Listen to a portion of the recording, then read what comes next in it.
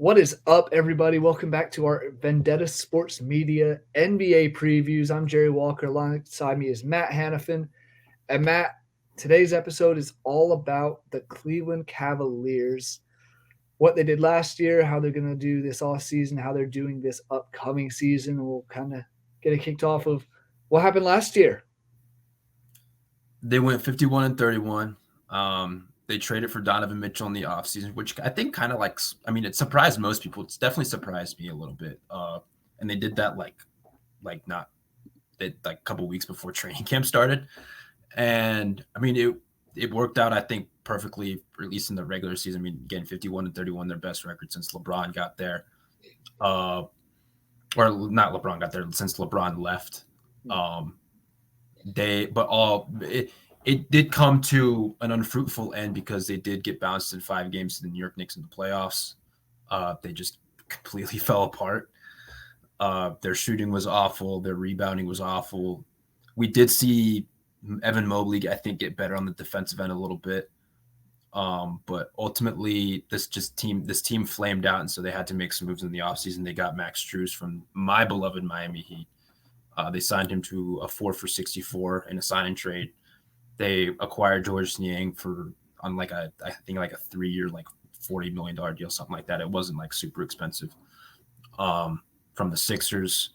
And so they improved their shooting. They still really don't have a front court behind Jared Allen and Evan Mobley, which is something that I think they need to address at some point this season. But this team won 50-plus games last year in the first year of Garland, Mitchell, Mobley, Allen together. And I think they're on track to do the same thing this year. But, yeah. Yeah, I'm excited. I do love the addition of Max Strus. I think from what I saw of him in the playoffs, especially last year, even late in the regular season, he adds a different aspect of he can shoot the 3 ball relatively well, can play defense relatively well. It's one of those things that Darius Garland and Donovan Mitchell, as good as they are ball handlers and playmakers, they're not the best 3-point shooters, and I think that's something that Cleveland kind of lacked to an extent last year. Is they didn't have that lights out 3-point shooter. Maybe Strus is the guy to do it because what they have last year, Karis LeVert playing the small forward at times. I think this putting LeVert back on the bench is no knock to him, but I think he could thrive better being that 6th man than being one of the starters. I mean, he does help with the shot creation off the bench, which is something that you could stagger a little bit because you're probably going to have at least 1 or 2 of Garland, Mitchell.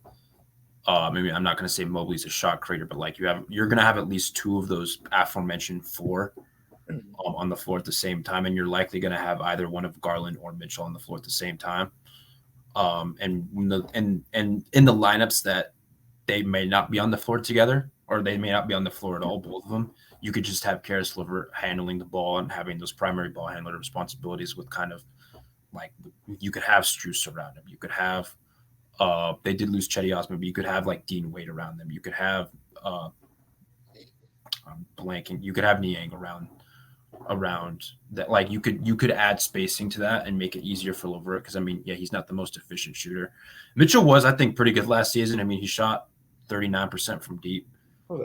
The thing with Strus, I do like Strus obviously because he played for my team and did a fairly good job while he was here. But the thing with Strus is he's inconsistent sometimes, and last year I think was a down shooting season. He was around 40-41% 2 seasons ago. He dipped to about I think 35% from deep last season. Not that that's a bad number. He was inconsistent at times for a team that was one of the worst shooting teams in the league. And it's not like Cleveland is a bad shooting team. They were in the playoffs, but they didn't take a lot of threes. They were around middle of the pack in efficiency last year in 3-point percentage, and I think a lot of that was to do with Garland and Mitchell, who completely fell apart in that Knicks series shooting wise.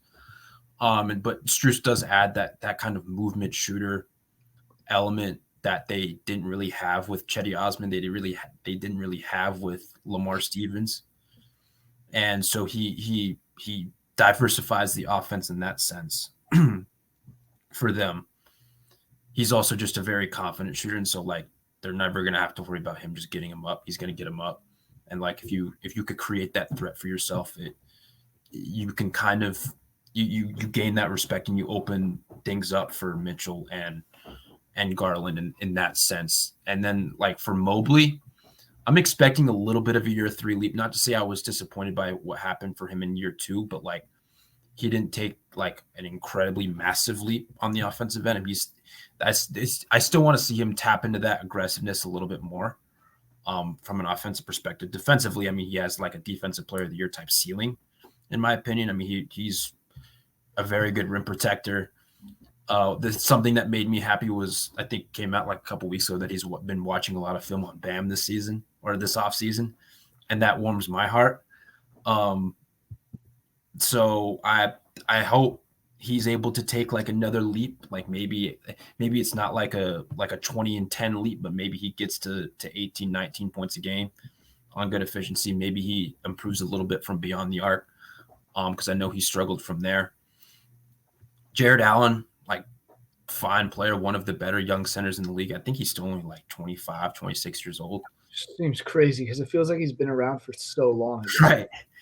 And like he's just another vertical threat that is a very good outlet for Garland, a very good outlet for Donovan Mitchell. And I thought he was solid last season, but like something I want to see him and Mobley improve on too is like defensively, like rebounding defensively. Because last year Cleveland was a bottom third team on the glass. Like they weren't a good rebounding team at all, and that showed in the Knicks series where Isaiah Hartenstein and Mitchell Robinson were literally having their way against them. Oh, yeah. And like just from like a physicality standpoint, just like a boxing out standpoint, I want to see them improve and like have those numbers tick up, even though like behind them it's like Damian Jones. Like they don't have a lot of depth back there. Sorry for the ricochet shot, Damian Jones, if you're watching this, but like they just don't have a lot of front court depth, and so those guys have a lot of responsibility on their shoulders to kind of step up. And that's my biggest question. And they feel like a team that come February they're going to have to get like, I don't know. Y'all go check out the Nuggets preview that we did, but they're going to be another team that's going to be, I think, in line for backup center, or at least like some sort of front court depth that they don't really have right now. Like maybe they experiment with Niang at the 5. I mean, they don't have Kevin Love anymore, which that in hindsight, like I know Kevin Love was out of the rotation a little bit. He hurt his thumb last year, so he wasn't shooting the ball well. But maybe that's something in hindsight that they wish didn't happen. Even though Kevin Love's like 35 years old, 36 years old, like they don't have the front court depth that I don't want to say they once did, but that they should have for a team that will be a top 4 team in the East, I think. I mean, I agree. Looking at like because as we said in what was it it was the Bulls preview. Go check that one out. Also, we were saying rebounding is a key thing for all these teams that want to be contenders or even make playoff runs. And looking at the stats from last season, especially on the defensive glass, but overall it was Jared Allen 9.8, Mobley with 9, then it was Kevin Love with 6.8, then it was drop off to Mitchell with 4. Off defensively, it was 6.5, 6.5, and then 3 for Mitchell. So there really is a massive drop off after those two, which is not overly surprising, but you need a bench guy. Yeah. The guy that was coming to my mind is, I know he's old, he's not exactly great defensively anymore, but he can still grab rebounds. Andre Drummond, someone we've talked mentioning the Bulls, yeah. But there are going to be big men who are going to be being shipped around, from non-contenders, guys trying to tank, to some teams that are trying to make a playoff run. And there's a lot of competition that the Cavs are going to have to probably spend relatively wisely, and if not significantly, to get a solid backup big man. Doesn't look great in that aspect at the moment. No, not at all. And like that's where I wonder. Like I don't think he's that. Like maybe Dean Wade becomes like their backup 5 or something, just kind of like as of like a floor spacer. Like they don't have a lot of bodies. Tristan Thompson. Yeah, but that's something that it's a concern for me. Like that's like my biggest concern for this season. I don't necessarily know. I mean, again, maybe they can put it together. Maybe they'll stagger Mobley and Allen. It's kind of like they're just going to be playing one big for 30 minutes over a 48-minute game or whatever the case is. Like maybe it's something that they stagger and hopefully they try to mitigate until January, until February when the trade deadline does arrive. But yeah, that's it's unfortunate because, like we mentioned earlier, their backcourt is really strong. Have some solid depth there. It's just the front court depth is really the big issue at the moment. And you said in that series, they were not rebounding at all in that series. Knicks are getting second chance after second chance and making them not pay. even a little bit. It was absurd because at least Mobley and Allen were rebounding well in the regular season. Playoff time came and Mitchell couldn't hit his shot like 28% down from 38 from three.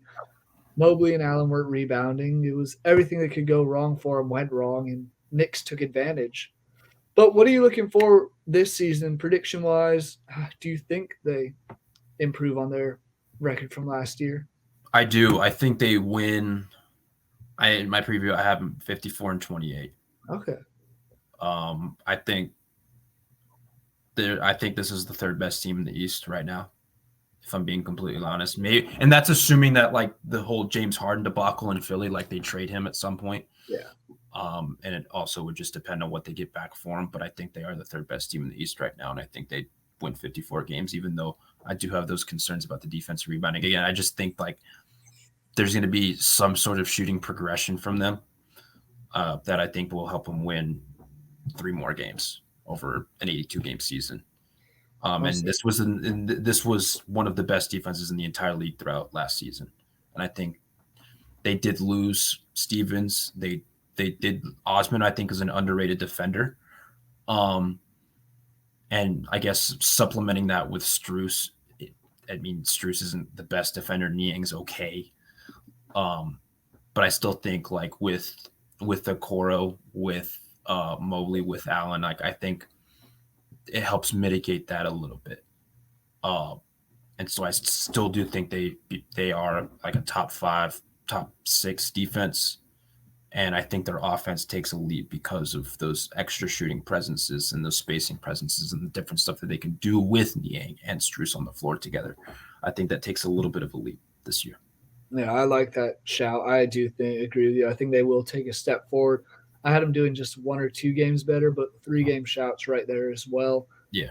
It's partially in fact that I do think some of the other teams in the East have gotten a little worse, so I might give them an extra win there, here and there.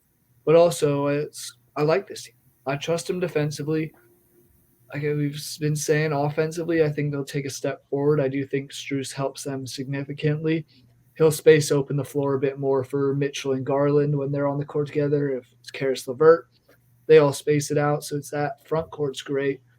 Like we said, big question, what's going to happen off the bench for the big men side of things for the front court? I'm excited. I think Cleveland could put a little bit of a run together. I'm not necessarily saying they're going to be Eastern Conference or NBA Finals bound, but I could realistically see them winning a playoff series this year.